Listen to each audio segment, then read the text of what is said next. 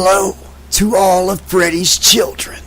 I'm sorry, but your friendly neighborhood 80s slasher librarian is a little tied up at the moment. But tonight, A Nightmare on Elm Street, The Dream Dealers, Chapter 7.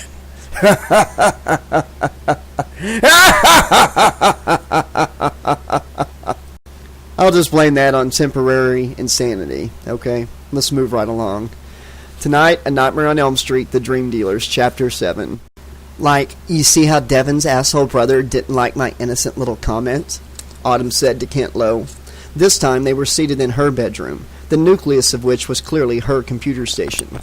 She had 2 computers and a plethora of attendant gear, so much that it looked like she could have started up her own software design company herself.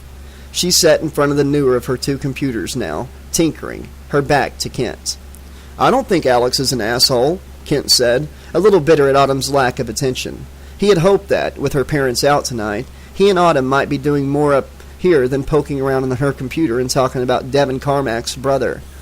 He sighed, rose from the edge of her bed where he'd been sitting hopefully, and swept his eyes across walls that Autumn had painted glossy black and stenciled with white Halloween skulls on an earlier weekend that her parents had been away. Over her shoulder, Autumn said, I'm just sick of how all these greedy corporations make fortunes off the meager pocket money of teenagers like us. Autumn was actually a very intelligent girl. Kent always wondered why she had to act so ditzy. I'm pretty sure those sneakers you're wearing were made by a big corporation. Kent lifted one of her music CDs. And these guys are making millions off kids like you and me, too. Autumn wheeled around slowly in her chair, her black outlined blue eyes feral. Kent knew right away he'd triggered one of those landmines before she even replied. Yeah, I know they're taking my money. It's unavoidable for me to give it to them, unless I want to live naked in some South American jungle, right? But do you or don't you see the point that I'm trying to make? Kent averted his eyes. Yeah, I see it. Autumn swiveled back to face her computer, tapping at keys. What was she doing? Working on her website again? Couldn't she do that on her own time? When he wasn't here? But he wasn't about to put those thoughts into words. Better to let her anger dissipate rather than throw more logs onto the fire. Kent thought he'd take a stab at making the peace, and a last shot at coaxing Autumn toward the bed. He drifted up behind her and started playing with her long, fine hair, letting it sift through his hands. It was as if she didn't even notice, however. He let her hair fall one last time and sighed. It's 11. My parents are going to be pissed if I don't get home soon. So go. I'll see you tomorrow at school. Well, can I at least have a kiss goodnight? He sulked. Autumn leaned far back in her chair, tilting her head to look at him upside down, and gave an exaggerated pout. Kent leaned over her, and while they kissed, he slid his hand off her shoulder and onto her chest for a quick squeeze, before she peeled his hand away and sat up straight again in her chair. You'd better go before you give me an erection, she told him. He snickered. Is there anything wrong with that? Don't you know, Kent? I'm a good girl. She batted her eyes at him. If you say so. He shoved her head playfully and started toward her bedroom door. Hey, Kent, you can pleasure yourself while you think of these tonight. From across the room, she jerked up her t-shirt to give him a flash of black bra against white skin. Kent promptly started back toward her, but she wagged a finger at him. You're killing me, Autumn. You're a sadist. Maybe, she said sweetly. Heaving another sigh, Kent let himself out of her room, closing the door a little too loudly after him. Now it was Autumn's turn to sigh. She could only take so much of Kent at a time. He was easy on the eyes and good for a laugh, but she felt he was nowhere near her intellectual level. For a boyfriend like that, she would be better matched with someone like, Devin Carmack. For with the time that she has been with Kent, she has had to turn up the ditzy dumb girl act so much it was becoming tiresome. With Kent finally gone, Autumn could get down to the business she really craved, not the business Kent had craved. Trying out this new TranceBox program that Devin's brother had hyped up so much. It had better be as good as he claimed, she thought, after all that build-up. She saved the changes to her website, then kicked off her sneakers and reclined on her bed, where she opened the jewel box she'd been given. She removed the shiny little disc and popped it into the TranceBox she kept on her bedside table. There were 6 colors to choose from, and her TranceBox was a dramatic blood red. The device had a compartment to store the adhesive receiver pad in, so she flipped its cover and took out the circular white patch, sticking it to her right temple. Autumn watched the little screen on the TranceBox as she reviewed the disc contents. She saw there were a series of chapters to the disc, as there were on most TranceBox discs. They had even been labeled Arena, Convenience Store. Ooh, that sounded scary, as in scared to be bored to death. Zoo, Hospital, and so on. She supposed she should play the disc in sequence, instead of jumping to a given chapter. But her father was a surgeon, so ultimately she figured she'd have a look at the hospital dream. Maybe she could even get him to take a look at it himself sometime, if he were ever home long enough for her to ask him. For a moment, Autumn had recollections of her father, sitting on the edge of this very bed reading her much younger self storybooks, so that she might have those sweet dreams that he wished her. But Autumn quickly chased away such maudlin memories, as if even when alone she was afraid to seem vulnerable or weak. Anyway, enough of her own memories, it was time to relive those of another person. Before starting the hospital dream, she programmed the device to wake her up when that chapter had come to its end, instead of automatically taking her along to the following chapter. She mustn't get greedy and try out every chapter in one night, she decided. After all, she had school in the morning. Satisfied with her adjustments, Autumn depressed the play button, then rested her head back on the several pillows that propped it up. She closed her eyes and waited for the machine to induce sleep. From there on, she entrusted herself to its care. It could do with her what it wished. Autumn lifted her head and tried to blink away her grogginess. She must have dozed off. Looking around, she realized she was seated in a hospital waiting room. And it had to be the very early hours of the morning, as it was absolutely empty except for herself. She had never seen an emergency room empty before, no matter what the hour of the day or night it was. Children's noses were always running. Accident victims were always bleeding. Human misery took no time off. Well, except for tonight. But then again, she was here, wasn't she?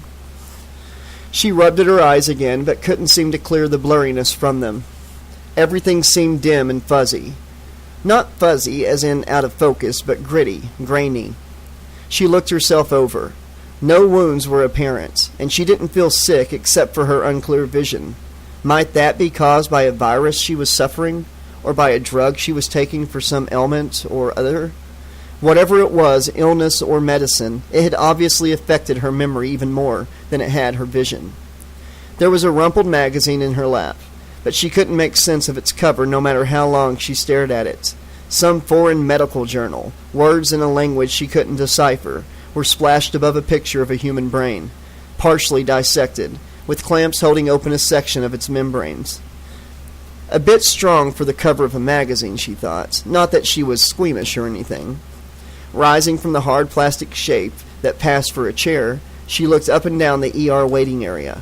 The fluorescent lighting was greenish and unhealthy, one of the tubes flickering in protracted death throes. The only sound came from a TV mounted near the ceiling, but the volume was lowered to a bare murmur.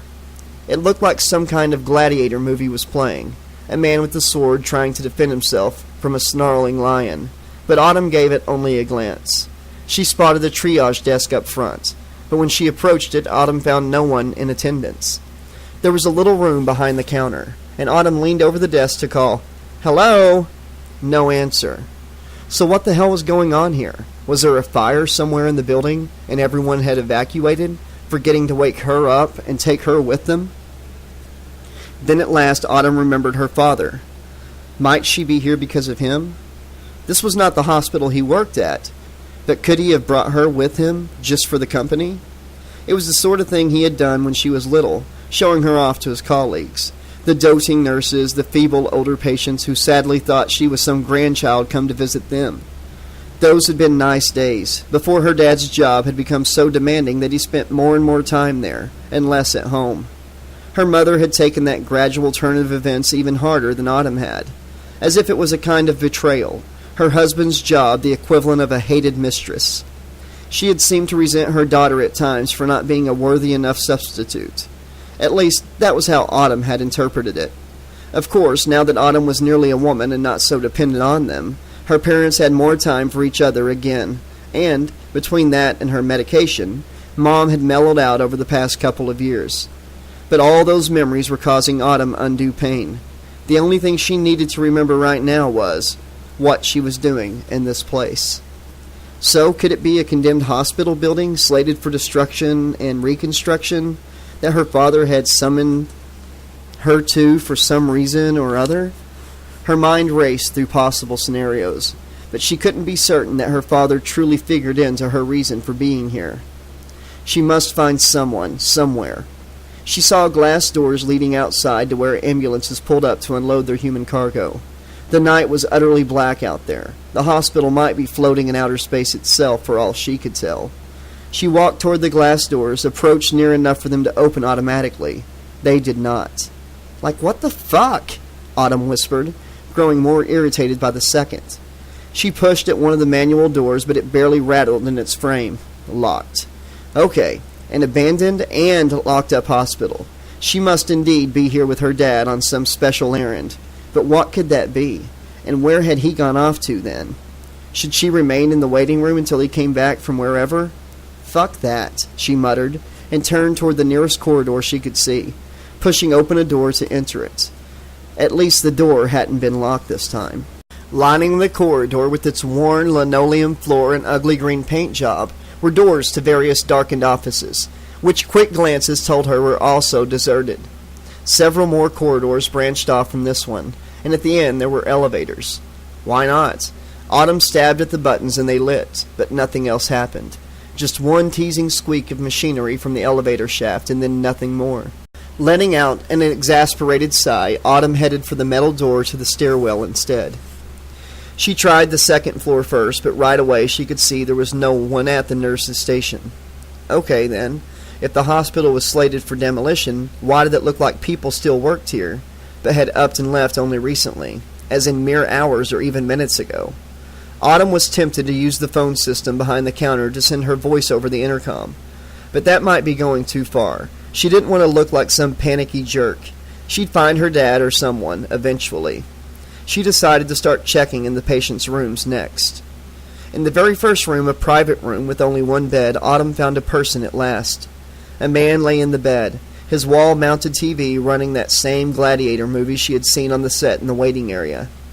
He had the sound muted, and he certainly couldn't see the screen either, not through the bandages that entirely covered his head. Red stains appeared in several spots as blood seeped through the layers of gauze. Maybe he didn't even realize the TV was on. Autumn looked over her shoulder into the hall again. This man couldn't be here alone, surely. But how could they leave him unattended like this? In case she wasn't supposed to be in here and might get in trouble for it? She entered the room fully and gently closed the door behind her. She was afraid to wake the poor guy up if he was sleeping, but who else did she have to answer her questions? "Hey, excuse me," she said, slowly approaching the bed. "Hello?" There was machinery arranged on a cart beside the bed, giving off a soft, rhythmic beeping. Various tubes snaked under the man's sheet, obviously plugged into his body, and a thick, segmented hose penetrated his mummy-like mask to enable his breathing. Life support. Was he in critical condition? Was he dying? "Hello, sir." A few steps nearer, gingerly. Even if he was cognizant of her, would he be able to talk around that breathing tube in his mouth? She touched the man's arm through the sheet. No reaction. Not even a change in the rhythm of his vital signs beeping. So he was in a coma then. What had happened to him? A terrible thought occurred to Autumn then. Could this man be the reason she was here? Might this man be someone she knew? Kent, perhaps, or even Dad? She had to find out. No longer worrying about rousing the man, she pulled back his sheet to get a better look at his body. That was when she saw the bomb. It looked crude, but very effective. There were multiple sticks of dynamite taped in a row, and wires affixed to a little electronic device, all of which was strapped around the man's bare chest. There was no ticking sound, so Autumn didn't know if the explosive device was already activated, and if so, how long there might be before it went off.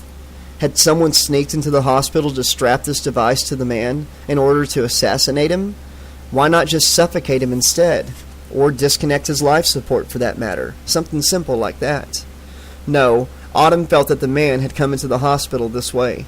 Maybe he was a terrorist, his face badly beaten by the soldiers who had captured him, and this was actually a military hospital. Maybe she wasn't even in the United States. The man's skin did look swarthy, which was a relief since she could tell right away it wasn't Kent or her father. And his khaki trousers did look like they could be part of a military uniform. He was very young, little more than a teenager. But then soldiers usually were. Okay, so the big question, why wouldn't the staff have removed that bomb by now? Oh my God, Autumn breathed. So this was why the hospital was abandoned. They didn't know how to remove the bomb. They had evacuated the building until specialists could arrive to defuse it. Oh shit, she whispered. She had to get out of here too. She rushed to the door, took one look back at the young man in the bed, and took hold of the knob. It wouldn't turn. She routed it, but the knob wouldn't budge. In shutting the patient's door, she had inadvertently locked herself in. Fuck! She cried. She pounded on the wood and peered out through a small window at face level. Hello out there! Hello! Let me out of here! The noise must have disturbed the man in the bed, for she heard him moan softly behind her. Autumn whirled around in time to see his right hand give a spasmodic jerk. The motion caused his TV remote to slide off the side of the bed and clatter to the floor. Autumn hadn't noticed it until that moment. The remote striking the floor caused the TV channel to change. The Gladiator movie was replaced with some kind of police drama or action flick. A masked robber in a liquor store. No, it was a convenience store. Was menacing the proprietor with a knife. Autumn was too horrified to do more than take in the TV peripherally, because the bomb on the man's chest had just begun smoking. A thin black stream of smoke, winding up out of the electronic device. Was it her imagination, or was the TV remote responsible for the change in the bomb's status? Could the electronic device be so sensitive that the remote signal had affected it? Autumn hammered at the door some more, yelled at the top of her lungs this time, shouted curses that ended up turning into an inarticulate shriek. If the young man moaned again, she didn't hear it over her own racket. When she looked back at the bed, she saw that smoke continued to pour out of the bomb, forming a haze in the air that smelled like burnt plastic. Oh my God, it's gonna go off! It's gonna go off! She babbled, close to sobbing. What could she do? There was no window in the room that she could smash and escape through. If she broke the window in the door, could she reach her arm down far enough to try the knob from the outside? Or should she pick up the remote and hit some more buttons in an attempt to deactivate the bomb herself? It was an absolutely crazy notion. She was more likely to set it off than shut it off. And yet her instincts, a strange intuition, told her this was the proper course of action. It was almost like another person's thoughts. The man in the bed? Telepathically invading her own mind? Still, Autumn approached the remote tentatively, as if it was itself a bomb that would detonate at the slightest touch. She stood over it, contemplated it, and at last knelt down and took it in hand.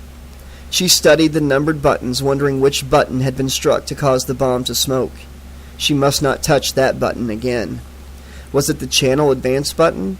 If so, should she depress the button that would reverse the sequence of channels? It was worth a try.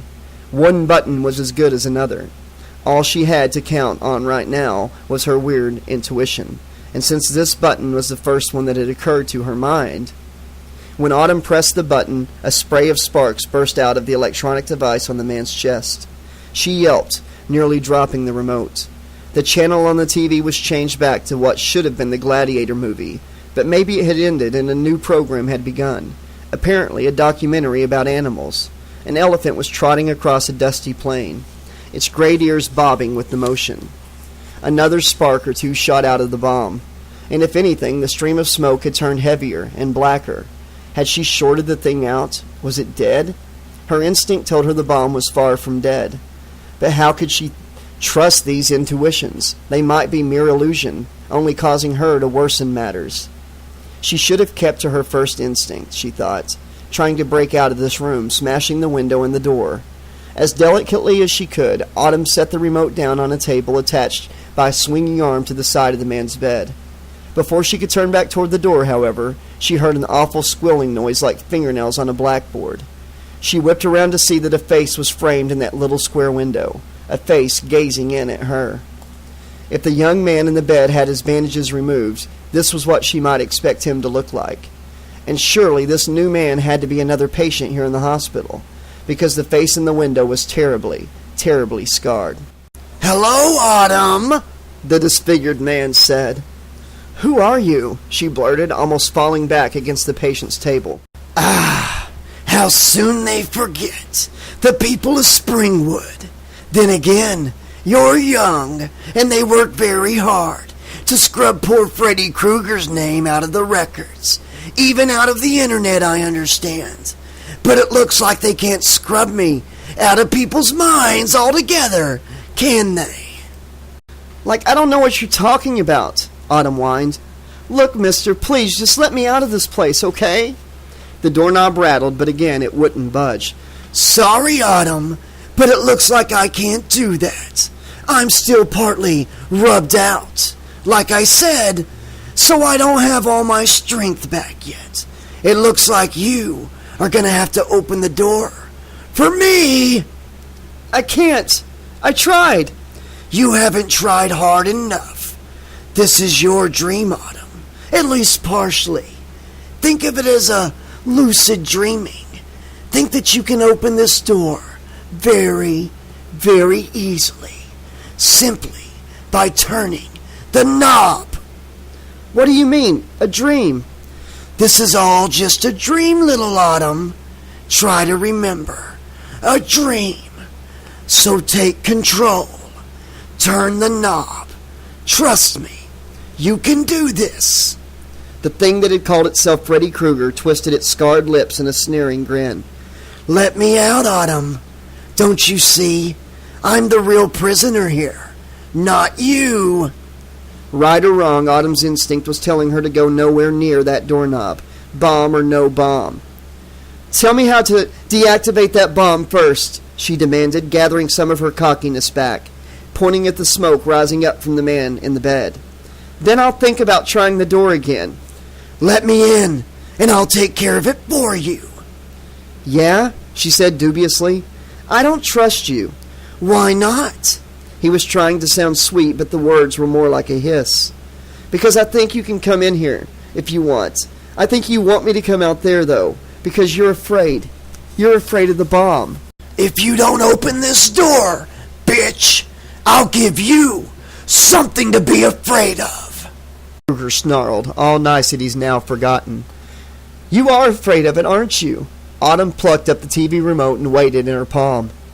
Do you think if the bomb went off with you out there, you'd still be close enough to get turned into hamburger? You can't kill me, girlie. I'm just a dream man in a dream world. He blew at the fingers of his left hand, as if sending dandelion spores into the air. Yeah? Well, if this is really all just a dream, then this bomb is a dream weapon in a dream world. It's made out of the same stuff you are. Krueger shook his bald head sadly. Through gritted teeth, he said, And to think, I thought you and I might get along for a minute there. I believe you're what they call in my history class the classical mythological trickster. And I believe you're what they call in the School of Hard Knocks dead meat! Autumn heard the injured man groan softly behind her. She lowered her eyes to the remote. Could it be as simple as pressing the on-off button? If she shut the TV off, would the bomb be shut off too?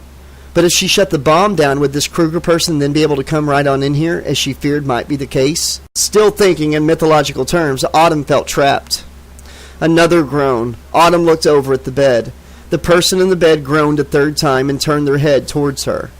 Autumn found herself staring at the ceiling of her bedroom, which she had been meaning to paint black as well, but she hadn't got around to yet. She sat up in bed abruptly, remembering where she'd been and realizing that she was back, the TranceBox having released her from its spell at the point she had programmed. Autumn found her hair was sweaty, strands of it stuck to her forehead. She was almost hyperventilating, as if she'd been sprinting instead of lying here. Oh my God, she gasped out loud, a feverish grin stealing over her face. Devon's brother was not exaggerating at all. Chapter 8. Surprise, Alex said loudly, waving a styrofoam cup of coffee back and forth under Julie Ip's nose. Its aroma did the trick. She opened her eyes, lifted her head with a weary smile, and removed the headphones she'd been wearing. Alex heard a song playing through the earpieces, and before she switched it off, recognized it as Todd Rundgren's A Dream Goes On Forever. When he'd come into Macrocosm Research's lab, he'd seen that Julie's forehead was resting in her palms, her elbows propped atop the workstation in front of her. For a minute there, he thought she was asleep. "You're a saint," she accepted the cup. "No coffee for the rest of the team?" "They aren't as pretty as you." Alex pulled up a chair beside her and opened the lid of his own coffee. "So, anybody say anything about me coming in so late?" "Farhad didn't look happy after you called, but," Julie shrugged, "crap, I was at mnemonic past 2 a.m., so I needed to catch some Z's." Last week, Alex had confided in Julie at last about his extracurricular activities outside of Macrocosm. Catching some Z's sounds pretty good right about now. Alex finally noticed the redness of her eyes. "So, what's wrong?" "Well, 2 kinds of headache. One is called Mr. G, and the other is up here."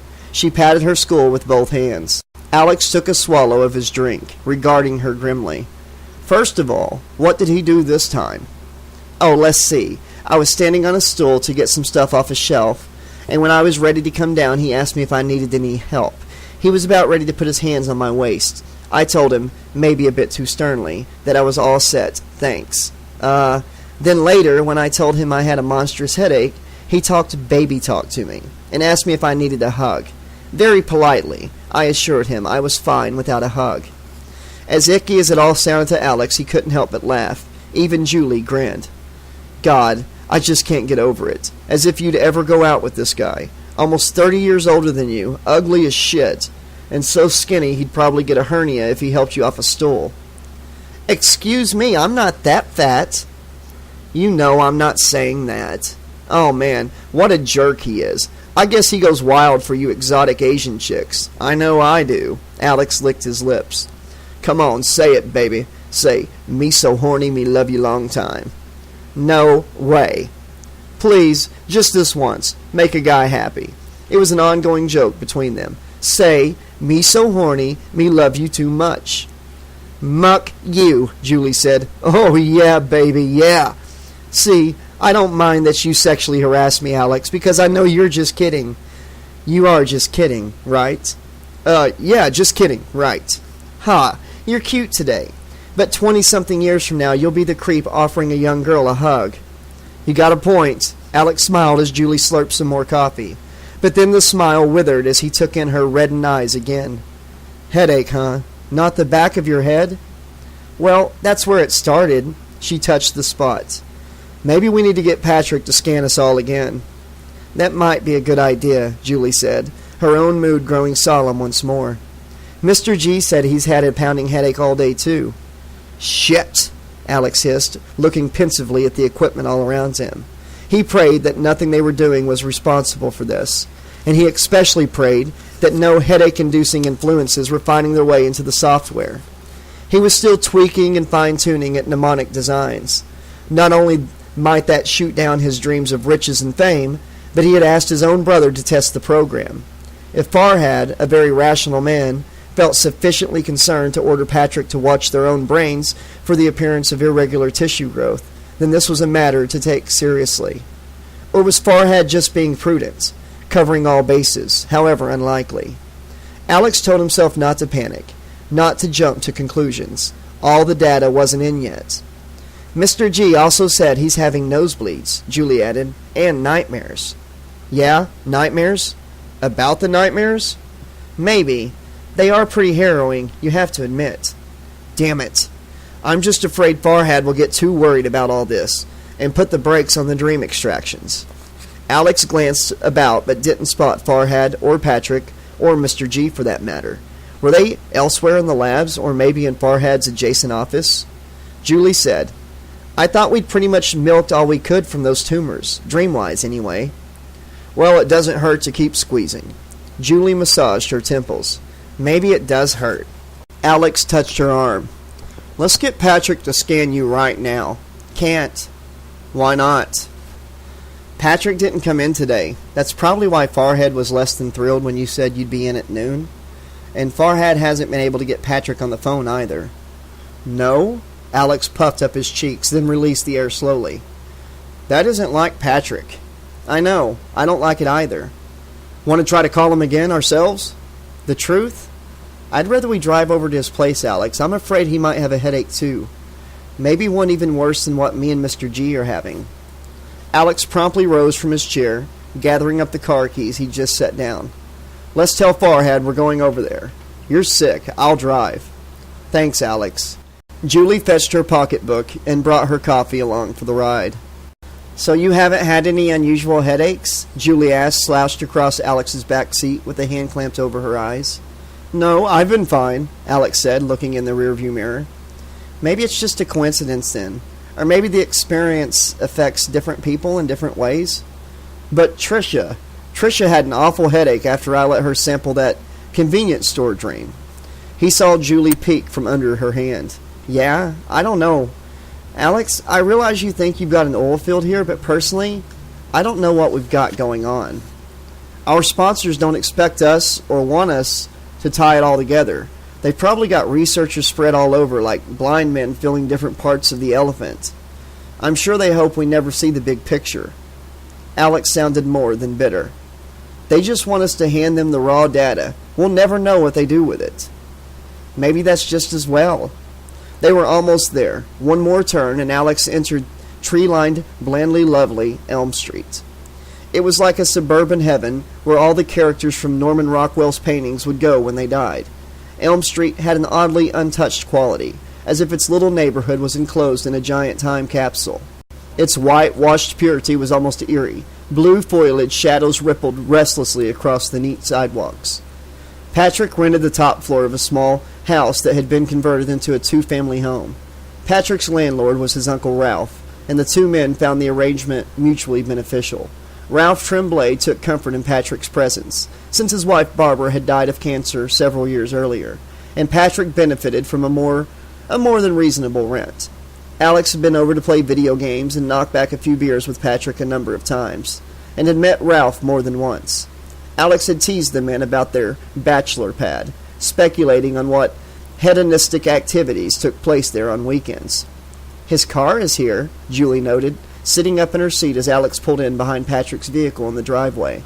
Ralph's car was parked out front, on the curb. Alex got out quickly to open Julie's door for her, and as she dragged herself from the car, she squinted her eyes almost entirely shut against the pain the sun was causing her. I heard, Alex. I need a hug. I'll tell Mr. G when we get back. Alex nodded toward the front door, then led the way up the walk. Alex had to rap 3 times, each time louder than the last, until Uncle Ralph finally came shuffling to the front door. He was hard of hearing and ill of health, but Alex had always liked the mischievous twinkle in his blue eyes. He recognized Alex right away and pumped his hand. Hey, he said. Long time no see. How's it going, Ralph? Good. Oh, is this your girlfriend? Hi, I'm Julie. She stepped up beside Alex to shake the man's badly quivering hand. I'm a coworker of Patrick's. He's in, right? What? Oh, yeah. He should be. I was just taking a nap. Ralph leaned out the doorway to glance at the driveway. His car is here. We'll just go on up, Ralph, Alex said loudly, gesturing. Sure. Yeah, you do that. As Julie smiled and slipped past Ralph, his eyes twinkled, and he put a shaky hand on the small of her back as if to help guide her along. When Ralph disappeared into his ground floor flat, and Alex started up the carpeted front steps, Julie remarked, I guess I really appeal to older men? Well, Ralph was in Nam, so maybe you remind him of a Vietnamese prostitute he once knew. Muck you, Alex. The narrow steps ended right at Patrick's door, without even the courtesy of a landing. Alex perched on the top step and rapped his knuckles again. Hey, wake up, you slacker, he called. After several long moments, he looked down at Julie, a few steps below him. Again, she said. He might have the TV on or something. I don't hear any TV, Alex muttered. He knocked as firmly as he had when summoning Ralph to the front door. Hey, Patrick, come on, man. Alex. He turned back to Julie, and she didn't look to be in the mood for any more playful banter. We need to get the key from his uncle, if he has one. I'm sure he does, Alex said, equally serious, and the two of them descended. Alex had to rap his sore knuckles several more times before Uncle Ralph reappeared, but he was able to produce a key to the upstairs flat. Armed with this, Alex led the way up a second time.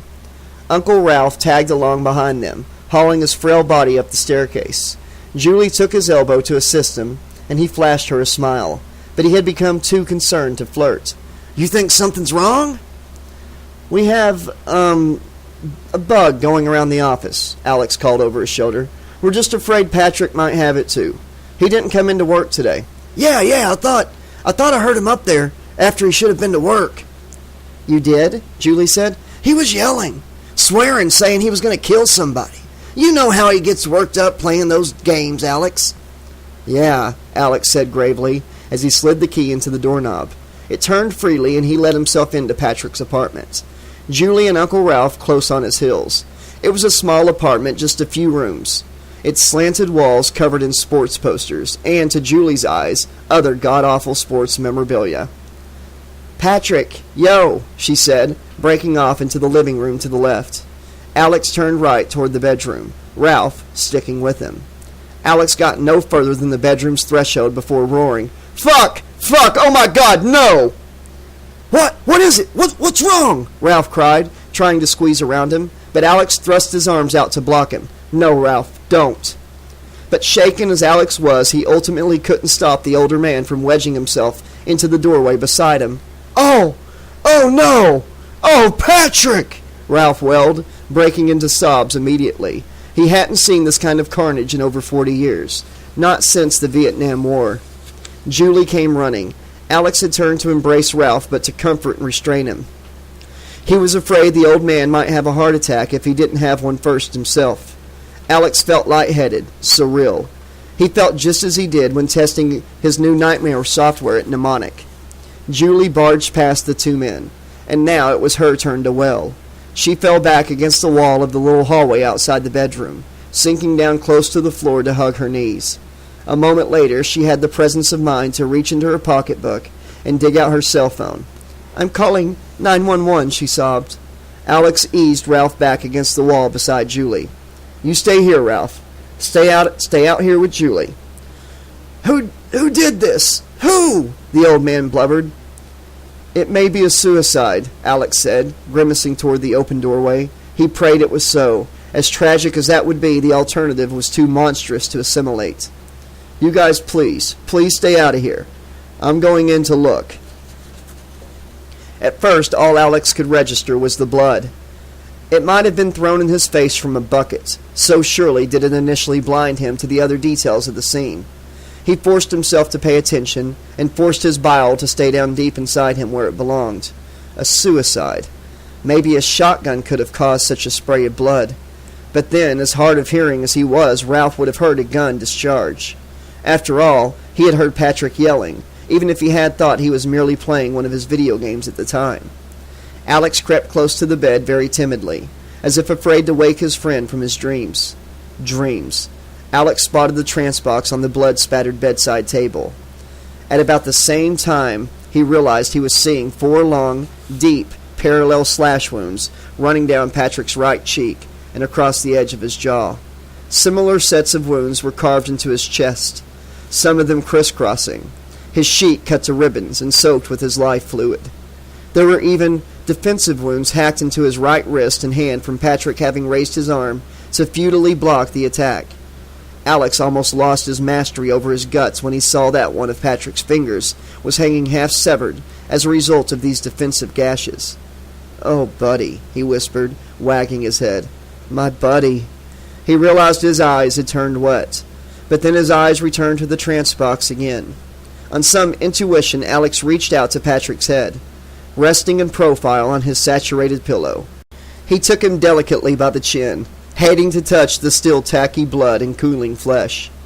Alex knew that rigor mortis took 3 hours to set in, and it had definitely set in. He winced as he had to use his other hand, too, in turning Patrick's head to point in the other direction. In so doing, he revealed the adhesive receptor patch for the TranceBox, still stuck to Patrick's left temple. The same hunch that had told him the patch would be there commanded Alex to peel the thing off his co-worker's skin and slip it into his jeans pocket. Fortunately, blood had already seeped under the patch, so when he removed it, there was no stenciled circular outline left on the temple. He moved around to the other side of the bed and lifted the gore-speckled TranceBox. It was still activated. He saw, Through the disc inside, it had completed its play an unknowable time ago. The device's little screens told him the disc contents. As Alex read the information, he felt as though he stood on the deck of a yacht, and a large wave had just rocked the craft sickeningly beneath him.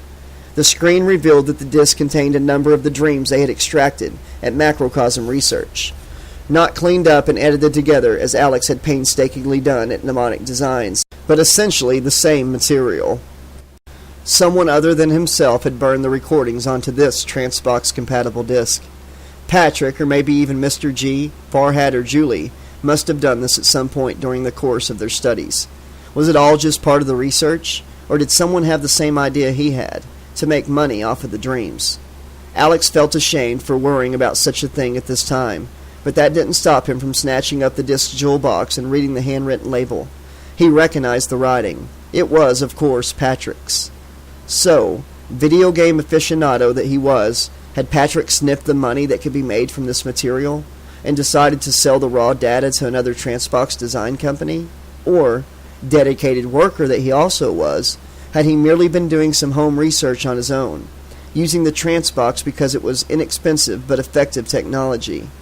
Could it even be that, despite having been so unsettled by his recent exposure to the zoo dream, Patrick had taken the disc purely for his personal entertainment? Maybe Alex would never know, but at least he didn't have to worry about Patrick cutting in on his idea now. "Sorry, buddy," he murmured, pocketing the disc. Then slipping the handwritten insert out of the jewel box, he crumpled it up and tossed it in the trash bucket. Alex looked up with a start when he realized Julie hovered in the threshold, making an effort not to look toward the bed. "The police are on the way," she told him in a strained voice. "Good." "Alex," she sniffled. "Did he do this to himself?" Alex gazed at his friend again. Thank God his eyes were closed. "No," he replied. "No, he definitely did not do this to himself." Once more he contemplated those horrible wounds. When he had turned Patrick's face, he had uncovered another set of them, probably the ones that had killed him, sliced down the side of his neck, severing the left carotid artery. That would account for the jet of blood across the headboard and wall in that direction. 4 parallel wounds, just like the incisions he had seen appear on the belly of the dead elephant in the zoo dream, just before the hideous scarred man had dropped out, as if freshly born, or reborn. The scarred man who, in one form or another, inexplicably haunted every nightmare salvaged from the preserved brains. The scarred man with his glove bearing 4 razored claws. It wasn't long before the banshee laments of police sirens could be heard, approaching Elm Street, and though Alex didn't know it, over the years it had become quite a familiar sound around there. "I know, I shouldn't have tampered with a crime scene," Alex whispered into his cell phone, "but..."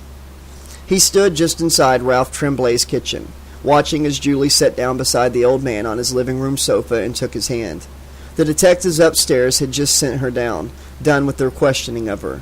She asked Ralph if he had anyone who could stay with him. Sniffling, Ralph told Julie that his sister and brother-in-law, Patrick's parents, were on their way over from another town right now. Despite their shock and grief at the news Ralph had had the sad duty to relate, they still had room for his welfare. His sister had assured Ralph they would take him out of there, lest Patrick's killer return. On the other side of the phone, Farhad had been pausing for what was to Alex an excruciatingly long time. At any moment he expected his boss to chew his head off for what he had done. Finally, Farhad gave a sigh and said, "It's a good idea you took it. Our sponsors have had some dialogue with the Springwood police, obviously, in setting up the seance project. But I'm sure our government friends wouldn't want our work getting into the wrong hands, or to have the media find out about it, no matter what they ultimately hope to learn from or do with our research." Alex was relieved that Farhad felt he'd done the right thing. At first, he hadn't even been sure if he would let Farhad know at all. "I'll bring the disc in tomorrow, but I think Julie and I need to go have a couple drinks right about now." "Yes, of course, take the rest of the day off." "I might as well," Alex joked humorously, "since I took the beginning of it off too. Farhad?" He wanted to describe the wounds he'd seen on Patrick, the 4 parallel claw marks that each wound consisted of. Nothing. I guess we'll talk more tomorrow." "All right, go take it easy now, Alex. Try to calm down and take care of Julie, too." "I will. See ya." Alex pocketed his cell phone, heaved a great sigh, then drifted into the living room and sat down on the other side of Ralph.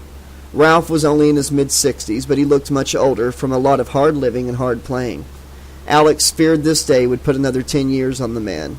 He was hunched forward over his knees as if his spirit had been surgically removed, leaving him hollow. As Alex sat down, Ralph was wagging his head and saying, "If only I wasn't so damn deaf, I would have heard what was going on up there. I thought he was just playing the games, just playing, and all the time Patrick was fighting for his life." He broke into sobs, and Julie rubbed his back, looking over at Alex morosely. But Alex was distracted. Despite Patrick's defensive wounds to one hand, had he truly been fighting for his life? He lay in bed, still covered by a sheet. However, slashed it was, and with his TranceBox activated.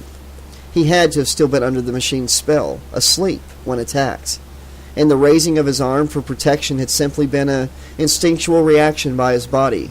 If what Ralph had heard was truly Patrick yelling in terror and rage at his assailant, Alex felt he still probably hadn't been fully conscious. He believed Patrick must have experienced his own death as part of whatever dream he was immersed in at that moment. Well, he didn't really know what to believe right now. Who would butcher him like that? And why? Why?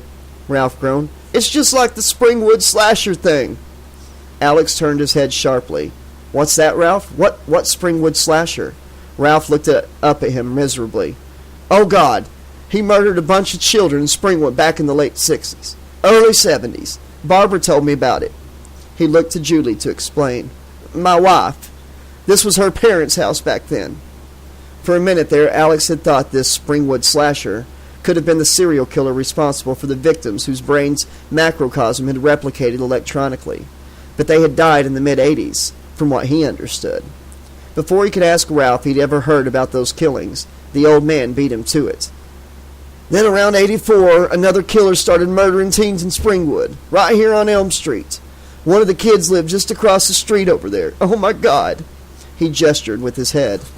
He was carving up kids like the first guy. Maybe what do you call it? A copycat killer. Yeah, a copycat killer. And maybe this bastard is a copycat too. Alex heard a floorboard creak above him and lifted his eyes to the ceiling. The two plainclothes detectives who had responded to the call were still up there, with the uniformed boys who had arrived first. Alex got up from the couch. I'll be right back, he mumbled to Julie.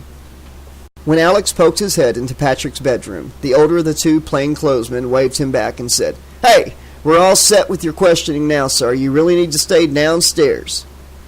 I had a question or two myself, detective, if that's okay. The man narrowed his eyes a little, instantly wary. He and his partner were the classic seasoned lifer teamed up with fresh-faced rookie. The older detective was tall and lean with a silvery military haircut. The kid was short, good-looking, and had a kind of mascot vibe. He kept flicking his eyes to the older cop uncertainly for cues. This had to be his first murder scene. The older cop, Alex knew right away he'd seen more than one bloody body in his career. What is it? He grumbled. Alex watched as the coroner bent over Patrick, studying his lacerated neck. He prayed that he had left no bloody fingerprints to give away that he turned the corpse's head. He found himself superstitiously slipping his red-stained fingers into the front pockets of his jeans. I was wondering, sir, what you could tell me about the Springwood slasher? Again, the young cop's eyes jumped nervously to his senior partner. The older man's eyes went from wary to icy. One might have thought that Alex had spoken the secret name of the devil. Look, kid.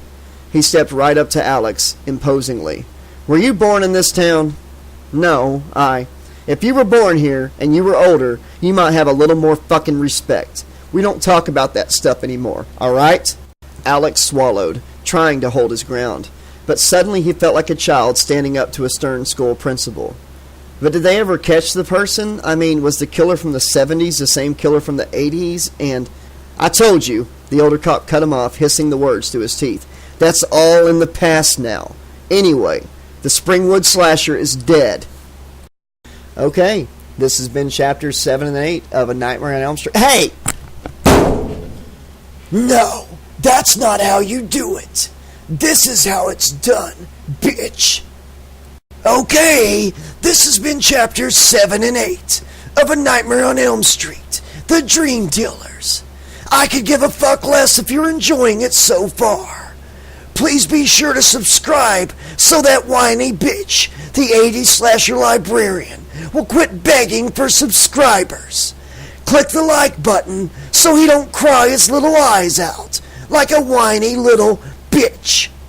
Also, click the bell so you always know when he's gonna annoy you with some more narrations. See you next time. And until then, this has been the bastard son of 1,000 maniacs saying, go fuck yourself and pleasant dreams.